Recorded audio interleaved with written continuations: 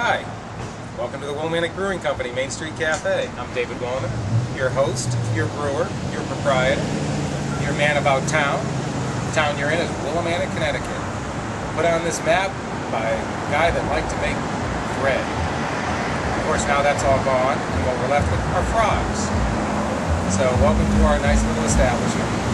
We're in an old historic post office built in 1909, and we've been occupying this location since February of '97 as a brew pub.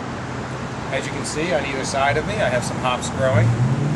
I planted about 3 or 4 varieties in the same spot. Don't know what they are anymore, but we use the hops to make 2 of our beers, our Fall Festive Ale, which we brew when the hops are ready for picking, usually around November. And we wet hop that beer. And then I have planted a couple new varieties. I have some Chinook, some Cascade, some Centennial, and some Hallertau. Those are our first year on those. So if you'd like to come inside, I'll show you our beautiful interior.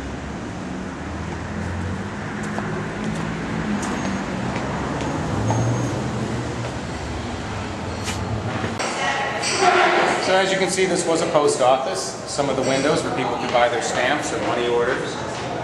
We are occupying the lobby area of the post office. It's got 21-foot ceilings, extinct English white oak for the wood, and marble and terrazzo floors in a beautiful pattern. Probably not recreatable anytime soon.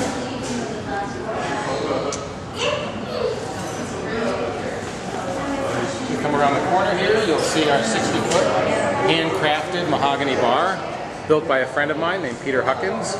He used to homebrew with me. And he also used the same mahogany to build our tabletops. As you notice, we have quite a collection of tap handles also. Over the years, we've been pouring a variety of guest beers. I've always felt that a brew pub should be able to serve all styles of beer, not just the ones that I make myself. So we've tried to feature local breweries, New England breweries, as many craft breweries as we can. And over time, we've also been bringing in some Belgian beers, German beers, French beers. So we're trying to run the gamut on flavor styles and profiles.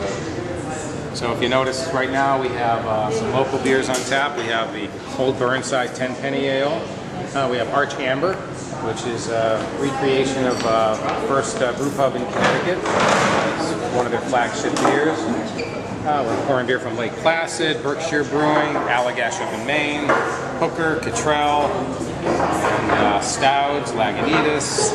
So again, we're trying to bring in quite a variety of different styles. Because as I know, people come here and they want to try lots of different beers, and ours aren't always the ones they're looking for.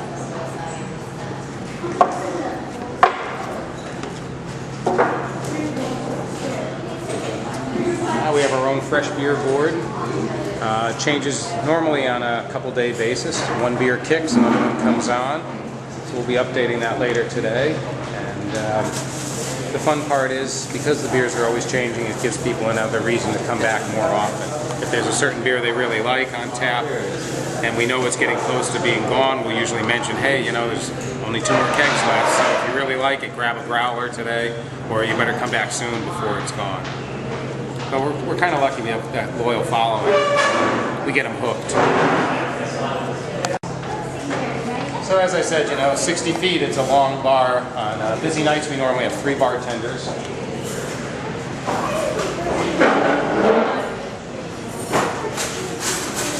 As you notice, we do have shirts for sale. Nice green bags. Because, you got to carry your growlers out with something. Nice little game room, so when you bring the family, the kids have something to do while the parents can hang out and enjoy their meal. We also have lots of pictures over the years. We do these collages. It's patrons, it's employees, it's just lots of good times for people. So, as you know, people just love to see themselves. We're walking through the one area of this building that wasn't actually used for this purpose. We built this hallway. This frosted window was part of the only bathroom on this floor initially. But the men's room is actually the back part of one of the safes, and the front part's in the brewery. Get some grain storage over here. Right now, we just brewed a batch today. One of the reasons why I'm in the boots. We're still brewing today. And that's a batch of wheat beer that we're going to be making with some Saison yeast we have on hand. That'll happen early next week.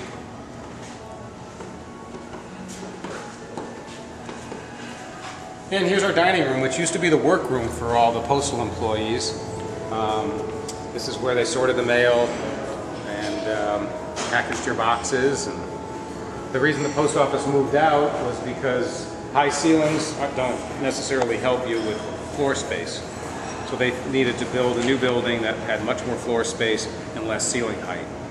Luckily, after it was vacant for 30 years, we were able to renovate it with our landlord, and we opened in February '97, and we've been doing well ever since. I'd like to come into the brewery.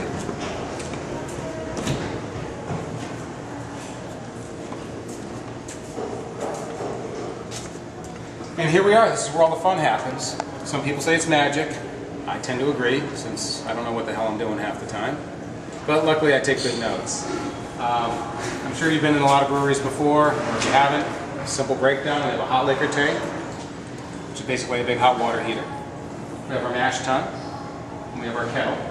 All of these tanks are steam jacketed, so we have a steam boiler in the basement. We use the steam to heat up all of our tanks. I can do stepped infusion if I wanted. I could almost do a decoction if I felt like it, but I don't. But steam is a great asset in a brew house. So today we are actually brewing our summer ale, one of our summer ales, simple recipe. Actually had the help of these two guys today. I'm not going to mention any names in case they're trying to be, innocuous in this video. On this side we have our fermenters. I have 4 of them right now. I have 5 serving tanks. It's always nice to have an extra serving tank, more than you have of your fermenters. So if you're ever building a brewery, always have an extra serving tank. We have our Certified Gold, our flagship beer, in tank number 3 here. And we brew that beer about every 12 or 13 days. And when we brew it, it's a one-off, but because all of our beers are one-off, that's the most challenging beer for me to brew. It's a simple recipe, but it's the beer that, since we always have it on tap, I want to have the most consistency with. So I probably pay the most attention when I'm brewing that beer to every little facet: water temperature, water amounts, grain, how well it's ground, hops, hop flavor, hop aroma, hop freshness, all the factors. And in here I have an IPA bubbling away. This tank here will be the fermenter for the summer ale today. So right now it's cleaned and sanitized, and in about 15 minutes it's going to be accepting our fresh wort. And then finally, in tank number 1, we have the Saison. Tried a new French Saison yeast for this particular beer. Fermented it really warm in the upper 80s, and it really picked up a wonderful quality of tropical fruit and spiciness, and it fermented super dry. I'm very happy with the yeast strain, and I'm going to be making a spiced wheat beer with that yeast, and then I'll be doing a Saison Noir, nice chocolatey Saison, and hopefully even a double IPA with that yeast strain.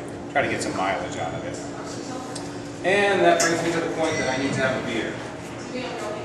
So this happens to be a blend of 3 different barrels that I have in the basement. One of them is a barrel, we call it Willie Funkhammer, and it's a blend of our Willimantic barley wines from multiple years, intentionally soured in a whiskey barrel.